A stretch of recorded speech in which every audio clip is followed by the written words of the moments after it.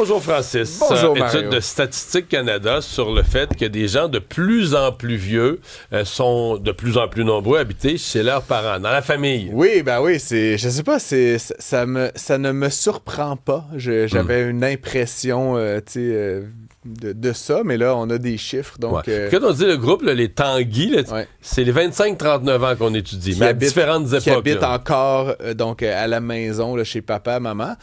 Ça a doublé la proportion de jeunes qui sont dans cette situation-là. Puis c'est à 37, 38, 39, habiter encore chez ses parents, c'est tard, là. J'imagine que ça doit suivre une courbe un peu descendante. Là, on fait un groupe 29-39, mais je veux dire, il y en a plus à 25. Tu ramasses pas tes souliers dans l'entrée, là, que t'es laisses... tes vieilles chaussettes. Il met pas sa sur vaisselle le divan. dans la vaisselle. Non, écoute, encore, je veux pas ridiculiser, mais il y a ça. Puis dans le fond, ça a doublé en moyenne au Canada. Plus intéressant encore, si on zoome sur certaines métropoles, par exemple à Toronto, Mario, on est passé de 11 à 26% des jeunes de ce groupe d'âge-là qui habitent. 26%, c'est un jeune sur 4. Là, c'est quand même pas mal de monde.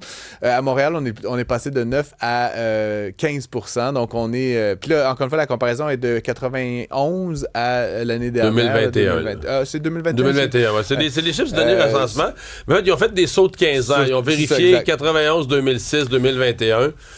Plusieurs facteurs, évidemment, expliquent ça. Le premier et le plus évident, c'est le coût du logement. Là, c'est sûr que pour un jeune aujourd'hui de 25 ans qui veut quitter la maison, les appartements sont plus chers en proportion des revenus et l'accès à la propriété est un véritable enjeu. Puis ça, j'apprends rien à personne là-dedans. Donc, c'est normal. Peut-être que certains souhaitent se protéger un petit peu de ça, peut-être constituer une petite mise de fonds, etc. Donc, habiter chez ses parents, c'est logique. Moi, j'avais l'impression qu'il y avait beaucoup de jeunes qui vivaient en colocation maintenant. En location, mais colocation. Mais ça, ils comptent aussi, mais c'est autre chose. Ouais. Là, quand on parle Tanguy, c'est vraiment Tanguy. Ils restent chez leurs parents. Là. Ils sont vraiment catégorisés. Mais il y a ça aussi. Colocation, c'est sont notés. Ceux qui sont en couple avec enfants, ceux qui sont en colocation avec des amis. Mais là, on parle vraiment chez les parents.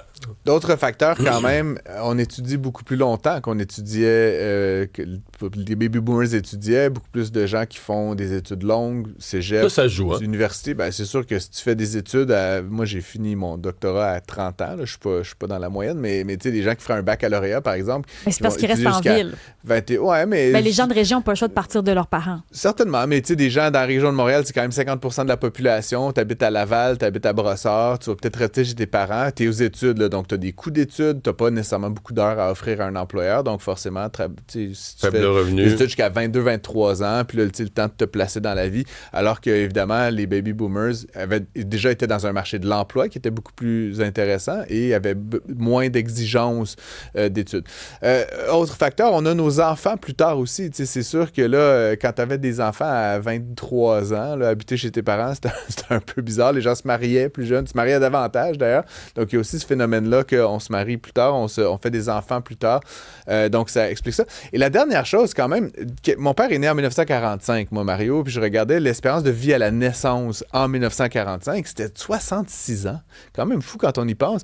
Donc, sur une génération et demie, 2 générations, grosso modo, on a gagné 15 ans de vie. Donc, c'est normal, j'ai envie de dire que toutes les étapes majeures, quitter la maison, faire venir ses études, acheter une première maison, soit peut-être décalé d'1 an, 2 ans, 3 ans. Donc, effectivement, c'est pas complètement extraordinaire. Mais l'autre facteur, c'est les communautés culturelles. Parce qu'ils identifient, eux, que quand même, quand tu vas dans certains groupes, et là, c'est des raisons... les relations entre jeunes et aînés sont pas les mêmes. La façon de concevoir la famille. Dans certaines communautés culturelles, on fait monter la moyenne. Statistique Canada l'identifie notamment en fonction de l'origine ethnique, là, mais donc les communautés qu'on dit racisées, là, donc les gens qui ont la peau noire ou basanée. Les Autochtones également sont beaucoup plus enclins à on n'a pas la même conception de la famille. Et je me passais une réflexion, puis j'ai fouillé, j'ai pas trouvé exactement le chiffre, mais parce que je constate aussi, puis on m'a sollicité un peu là-dessus ces dernières années, mais à l'autre extrême de la vie, plus de personnes âgées qui, au lieu d'aller à RPA ou à CHSLD, choisissent de venir habiter chez leurs enfants, c'est-à-dire dans du multigénérationnel. Et ça aussi, c'est en augmentation. Mais j'ai pas trouvé ce matin... ça aussi, c'est sûr que c'est les communautés culturelles. Là.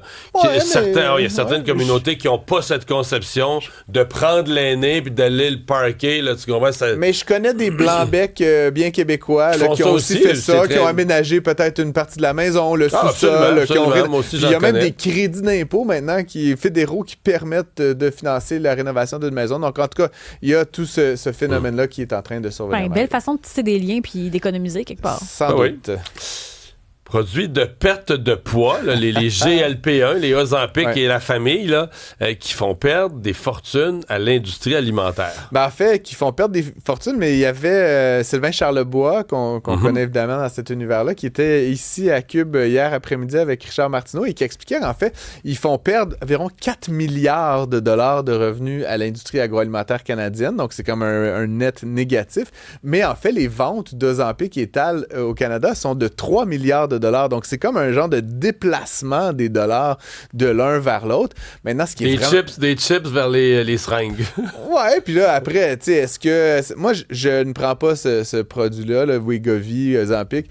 Je pourrais peut-être, là, je sais pas que j'ai beaucoup de poids à perdre, mais j'ai quand même cette crainte qu'on va découvrir dans 10 ans que, tu sais, ça nous rend complètement... Je sais pas, ça nous transforme en zombies. Tu sais, c'est comme... On dirait que la période d'observation n'a pas été assez longue pour qu'on connaisse les conséquences à long terme de s'injecter ces produits-là, tu sais, chaque Moi, mettons, mois. là, j'ai pas un énorme, mais mettons, je pouvais perdre 20 livres. Ça Ouais. serait parfait.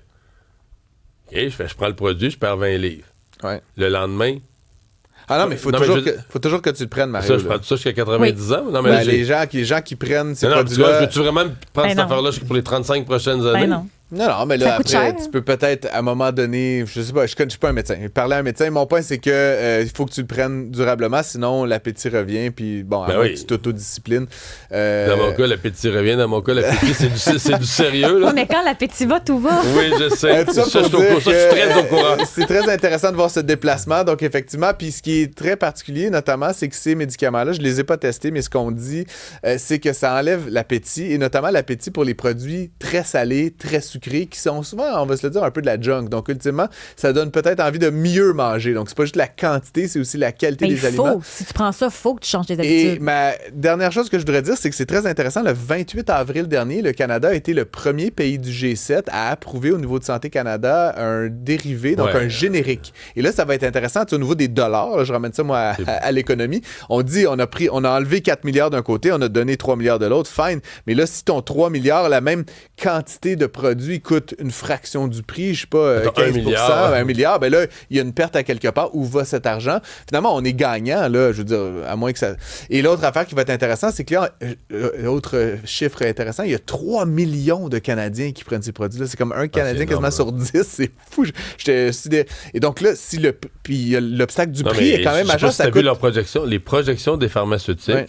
c'est qu'en vers 2030, 35... Alors, tout le monde va prendre ça. Non, mais mettons, Sauf moi. tu pourrais doubler la proportion, là. C'est comme dans la science-fiction, là, on va tout avoir notre petite pilule pour contrôler nos esprits et notre corps. Je blague, mais peut-être que ça va augmenter effectivement à 6, 7, 8 millions de Canadiens, mais à un coût vraiment inférieur. Donc, ça serait intéressant de suivre le marché de ça.